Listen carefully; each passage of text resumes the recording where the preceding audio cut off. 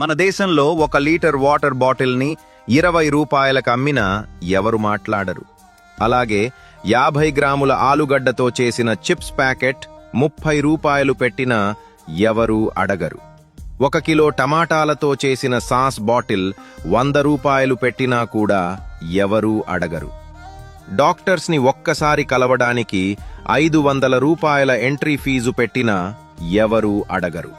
Private schools, colleges లక్షల్లో ఫీజులు వసూలు చేసినా కూడా ఎలాంటి కంగారు కనిపించదు. కానీ కూరగాయల రేట్లు కాస్త పెరిగితే మాత్రం వెంటనే అందరూ అరుస్తారు. ఇవి ఎలా కొనాలి, ఎలా బ్రతకాలి అంటూ టీవీలో రోజంతా న్యూస్ వేస్తారు.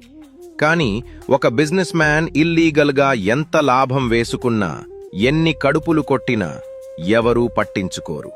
అంటే రైతు తప్ప ఈ దేశంలో ఎవరైనా ఎంతైనా సంపాదించుకోవచ్చు అన్నమాట. రైతుల కష్టం, వారి శ్రమ మీకు నిజంగా విలువైతే ఈ వీడియోని తప్పకుండా ఒకసారి షేర్ చెయ్యండి.